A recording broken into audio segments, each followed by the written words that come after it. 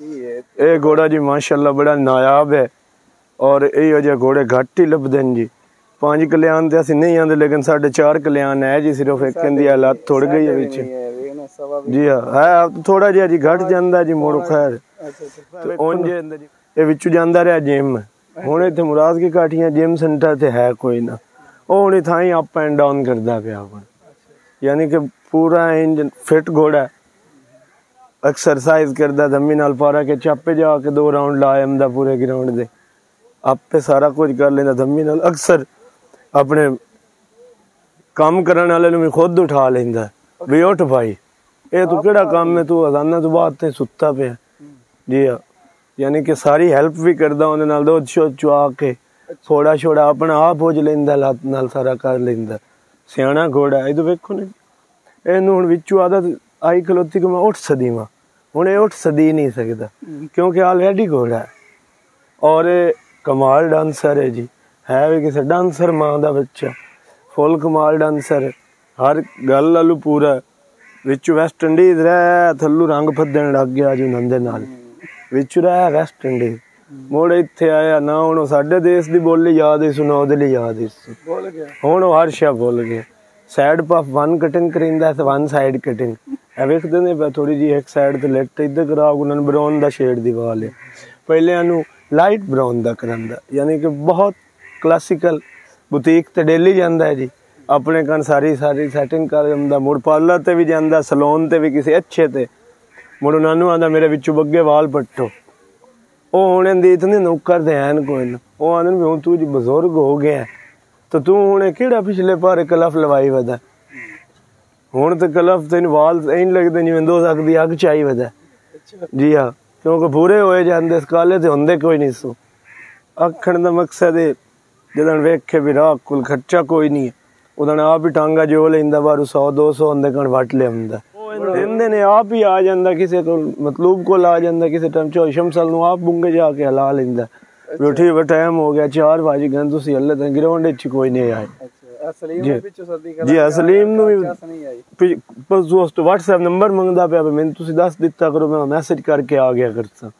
मैं भी कपड़े शपड़े वटाने होंदे टाइम टेबल दे ना समझ च मैं कपड़े वटा नहीं सकदा, 2 वार दा मैं मलूटा आई जा रहे जी। हाँ तो उनदी मुड़ ढेर सारी इस गल है बेइज्जती है। ए विच बलीच लड़ गई अस जी, बलीच कराई उस मुंह ते जी ते ओ लड़ गई उस मोड़े। हुण मालिक कीता डिजाइन मालूम होने लग गया ते सोहना घोड़ा है उन जी। कान भी चंगे है सु जी, सोहना माशाअल्लाह। कल लईयां सु एस टेक जी दे डब्बा पूरा, मैनू आखे मेरे कन्ना च ही मालूम दा कहा फस गई। हुण ओ तीली शीली मार के अपना टाइम टेबल सुबह उठ के ब्रश करदा, बस पान खांदा जिसकी वजह से थोड़े जे रहने ओवें वाइट दंद टीथ यानी कि दंद दंदे वाइट हैं। बाकी ए वेखो ना अपने गानों से एक डिजाइन बनाया ज़हनी तौर ते ओडे। अच्छा ओडां दी गल है तुसी वेख लवे इवें दी पोनी जी उसी जिवें ओ भाई वदा, क्योंकि दिलेर हुंदे न ओड मुड़ नहीं समझ लगदी। बाकी अदब करदा हुण असां में चिट्टे आ गए इस बंदा हरकतां हुए इस मसीह च जुत्ती चाह लैनी। अच्छा ओ भी कर लैंदा, इतना एक भी कर लैंदा। परसों एक जुत्ती चावन लगा हो ले आप पेंदा पिया, वो मुड़े नू टकर गया, उस इंदी भी डाउन कर ले इसदी ला ले। आखण दा मकसद ये है मैंने पगा बेच आया हुण नो कोई नहीं बदंदा सफाई दा किसी ने दस्या भी नेसफी मान ने नौ शौ कोई नहीं टाइम ते कटदा उदू वेंदे पे ना अगू मालूम दा बेडफोर्ड दा छज्जा जी। हाँ ते नौ कोई नहीं अगू कटदा आप थोड़ा जिहा गंदा होया वदा केयर कोई नहीं करदा अगू मुड़ पिंड भी उवें दा उत्थों लभदा भी नेल कटर कोई नहीं है जी। ओ इस वजह तो जिथे मुड़ हुण आया वदा अगले दिन नाल को तोड़ ले जी। आगा तोड़ लईए ते तसाया हो गया तो तिड़िया खला भी मेरी इन्नी तारीफ हो गई। हालांकि तेरा ग्राउंड चानन हो जाना तू किन्नी एक तारीफ दे लायक दा है जी। हाँ ओवें तो शाहपाल मुड़ नाम है, महाकालों का महाकाल शाहपाल। बड़ा सोहना घोड़ा, बहुत सोहना घोड़ा और ग्राउंड दी जीनत। ग्राउंड जेड़े च ना होवे ए रेड़ू घोड़ा है जी, और इंज करके रिड़दा है रिड़दा कदी दूए थे भाग जांदा जी। हाँ बैक भी हो जांदा बाबे होरी सही पे आंदे ने पीछा भी इनवे किंजण अगा है कि जी पीछे अगा भी टुर जांदा पीछे जी। हाँ ते आखण दा की मकसद जी आ घोड़ियां ते पेड़ बज वंदे ने ते विचों रेड़ वेड़ के अक्सर इंज हुंदा वी कल पकरे रेड़िया उत्थों रिड़दा मुराद के काठियां आ गई सरवार नूं पिछे पता लगा भी ओह ते किते रेड़ रुड़ गया ते आखण दा मकसद ये है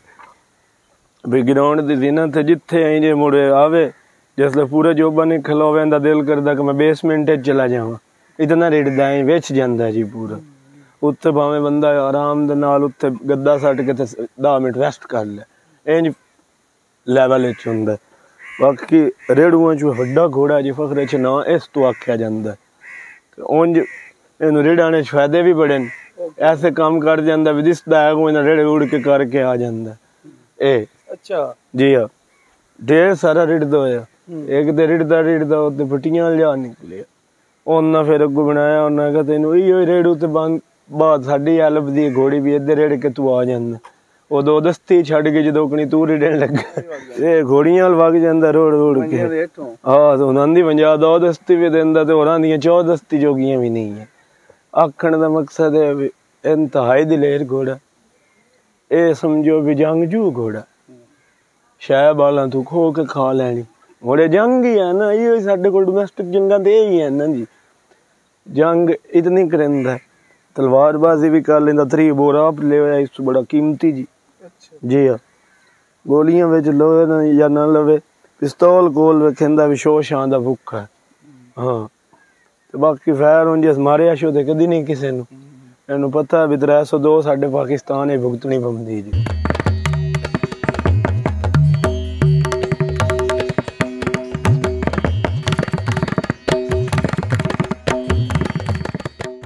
जी ये अताए खालिक है और जिमें इसका नाम है जैनवानी अताए खालिक है जी और सरदार अहमद याद मेकन हैं जिन्हां दी जेड़े इनदे मालिक हैं जी जेड़े माशाअल्लाह मालिक ते अल्लाह दी जात है यानी कि जिन्हां दे जिम्मे इन्हां दी ड्यूटी लगी हुई है कि वो इन्हां नूं तैयार कर देन माशाअल्लाह बहुत सोहना बस ये है भी 70 ते चढ़ जांदा ते डांदा डूंदा रहिंदा फेटां शेटां लगी हुई हैं इस थोड़ियां वे इस गल तो इन्हूं बंदा आंदा थोड़ा जिहा वेख्या कर तू जो ग्राउंड दा घोड़ा बाज के रोड ते तू क्यों जांदा मवेशियां दे मगर स्कूटर ला दिंदा ढेर फॉल्ट है इस वो परसों फधी गया उत्थे उन्हें इस स्कूटर भी खोलिया नाल उन्हें बनाया तो माशाअल्लाह ग्राउंड दी ज़ीनत है उदो वेखदे पे उन्हें थल्ले तो आओ इन रगड़ आ गई आओ आ गई आओ आ गई आओ आ गई ऐ तो उवें जंजीर मारे है ना जी इस वजह तो इन्हू हो गया तो बाकी माशाअल्लाह ग्राउंड दी ना ज़ीनत है इन्हू भी वन साइड दा शौक है वेखदे पे ना जी दूए वाल पर है एक साइड इधर ये अजय देवगन दा फैन है जिस वजह तो स्टाइल वेखदा उन्दियां बहुत फिल्मां वेखियां हुण वो भी बनाना छड़ गया भी ये सारियां वेख जांदा मेरे तो पहले ते माशाअल्लाह जी मालिक उन्हें नसीब करे सोना घोड़ा मालिक उन्हें सलामत रखे जी बाकी तमीज़ वाला है जी पता है सुबह साफ सुथरा वेखो ना नीट एंड क्लीन जी हाँ यो ब्रश मिस्टर वाइट यूज करता है जी हाँ बारिश जावे तो जुराबा पाक निकलता इतना सियाना घोड़ा जी हाँ उधर वेखो ना तुहानू दस्सिया भी साफ सुथरा हले तो नेल पॉलिश लेंदा असां डक्या है ग्राउंड जानी ठेडर इनू जाना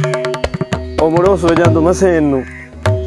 संभाले वंगा शंगा भी पा लेंदा विच थोड़ी जी मूरत भी है ओही इस वजह तो फिर वंगा शंगा भी पा लेंदा दूर जा बहुत सुनदा दिल लै जा निक्की जी यहाँ करके बस रोक लवा मैं जुबान करके बड़ा सियाना है आप भी शायर है जी कलाम अपना भी चंगा लिखदा जेड़ा भी लिखे परसों एक तो लिखिया सोना फिर जुतियां मारियां चंगियां टिका के भी यही जिहा ना लिखी होने का तो माशाअल्लाह